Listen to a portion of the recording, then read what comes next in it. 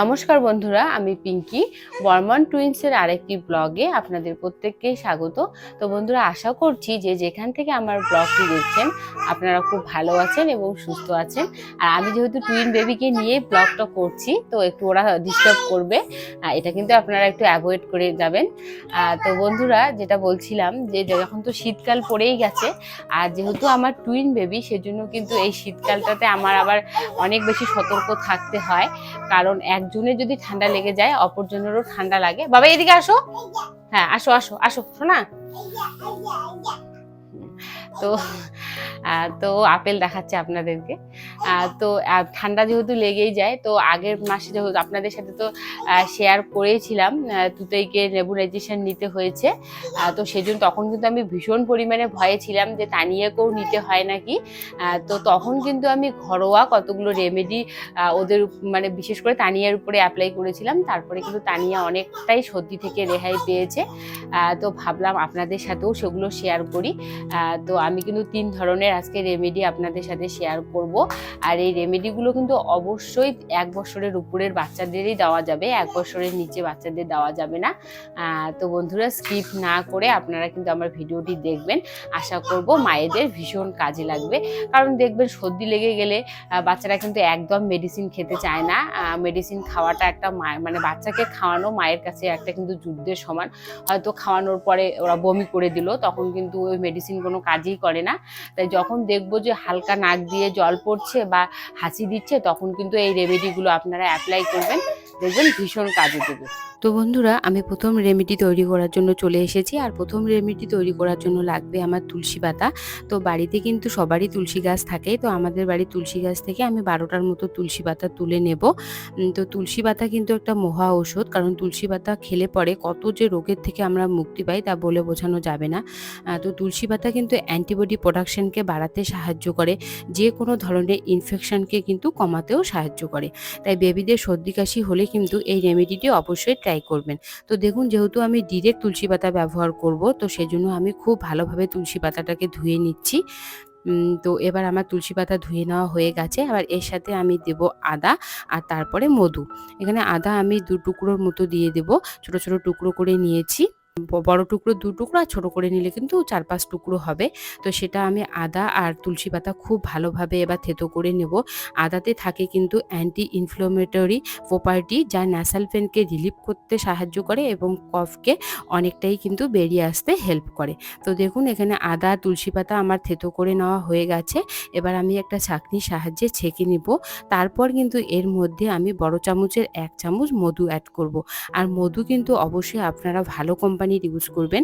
এখানে আমি ডাবরের মধু ইউজ করছি, কারণ মধু যত ভালো হবে তত কিন্তু এই রেমেডিটি দুর্দান্ত কাজ দেবে। তো দেখুন, এখানে আমার আদা তুলসী পাতার রস বের হয়ে গেছে। এবার এর মধ্যে কিন্তু আমি বড় চামচের 1 চামচ মধু অ্যাড করে দেব। এরপর কিন্তু এটা আমি দুটানিয়াকে খাইয়ে দেব। আর এটা আমি সম্পূর্ণটা ওদেরকে খাওয়াবো না, ওরা যেহেতু 1 বছর হয়ে গেছে তার জন্য ওদেরকে দেব 1 চামচ। আর যাদের বাচ্চার বয়স 2 বছর হয়ে গেছে তারা কিন্তু ছোট চামচের 2 চামচ দেবেন। তো দেখুন, তানিয়া খেয়ে মুখটা কেমন করেছে। আসলে একটু এটা কাড়া তো একটু ঝাঁঝালো হয়, কিন্তু দুর্দান্ত কাজ করে সত্যি, মানে বলে বোঝানো যাবে না এতটা ভালো কাজ করে। অবশ্যই কিন্তু আপনারা বাচ্চাদের উপর অ্যাপ্লাই করবেন। এবার বাকি যেটা রয়েছে সেটা আমি খেয়ে নেব। এটা শুধু যে ছোটদের কাজ করে তা কিন্তু না, বড়দেরও কিন্তু সর্দি কাশি থেকে অনেকটাই রেহাই দেয়। কারণ 3টা জিনিসে যেহেতু শরীরকে গরম করে, মধুও কিন্তু শরীরকে গরম রাখে।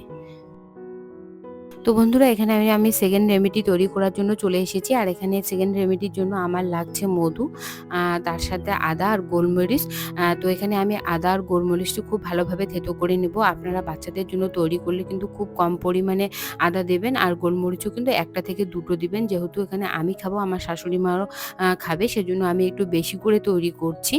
তো আপনাদের সাথে তো আগেই শেয়ার করলাম, আদাতে থাকে প্রচুর পরিমাণে অ্যান্টি ইনফ্ল্যামেটরি প্রপার্টি, যা ন্যাসাল পেনকে রিলিফ করে এবং কফকে বের করতে কিন্তু অনেকটাই সাহায্য করে।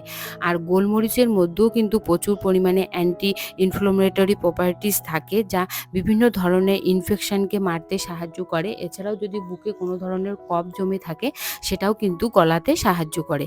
তো তারপর এর মধ্যে কিন্তু আমি 1 চামচের মতো মধু অ্যাড করেছি, যেহেতু মধু গা গরম করতে সাহায্য করে। আর ঠান্ডাটা থেকে যেহেতু আমাদের সর্দি কাশি হয়, বাচ্চাদেরও হয়, তার জন্য কিন্তু মধু ভীষণ রকমের সর্দি কাশিতে কাজ করে। আমি কিন্তু এটা ভিডিওতে স্কিপ করে গেছিলাম মধুটা অ্যাড করা। অবশ্যই কিন্তু আপনারা বড় চামচের 1 চামচ মধু অ্যাড করবেন। আর এই কালাটাও কিন্তু সেম 1 বছরের উপরের বাচ্চা হলে 1 চামচ আর 2 বছরের উপরে বাচ্চা হলে 2 চামচ। তো বন্ধুরা, এবার আমি থার্ড রেমেডি তৈরি করার জন্য চলে এসেছি। তাতে আমার লাগছে সরিষার তেল, কালো জিরে আর হচ্ছে রসুন। এবার রসুনটাকে আমি খুব ভালো করে থেতো করে নেব। আর তার সাথে আমি সরিষার তেলটা হালকা গরম করে নিয়ে এবার রসুন দিয়ে দেবো, তার সাথে আমি দিয়ে দেবো কালো জিরে। সরিষার তেল কিন্তু বুক থেকে কফকে ক্লিয়ার করতে সাহায্য করে, আর কালো জিরে কিন্তু ডিরেক্ট নার্ভ সিস্টেমে গিয়ে কাজ করে।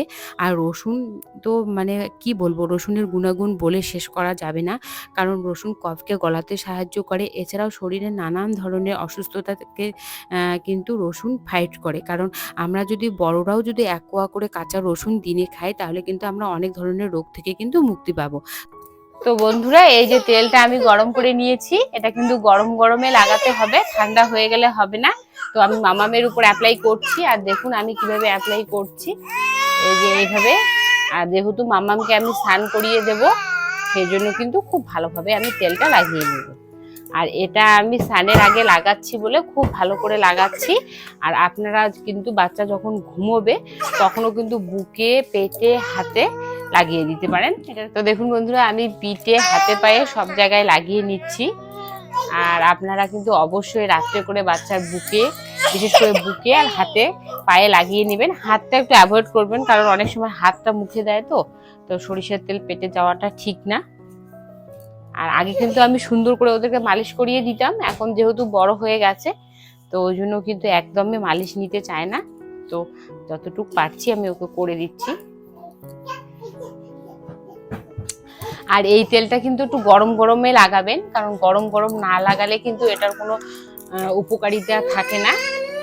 হালকা একটু গরম অবস্থায় তেলটা লাগিয়ে দিতে হবে। মামাম এদিকে আসো, এদিকে। তো বন্ধুরা, আমি যেভাবে মামামকে মালিশ করলাম, আপনারা কিন্তু এভাবে তেলটা গরম অবস্থায় বাচ্চাকে মালিশ করবেন।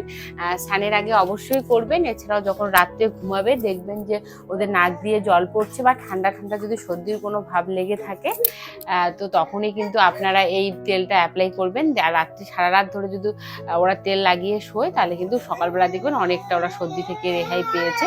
তো এই ঘরোয়া রেমেডিটা কিন্তু অবশ্যই আপনারা ট্রাই করবেন।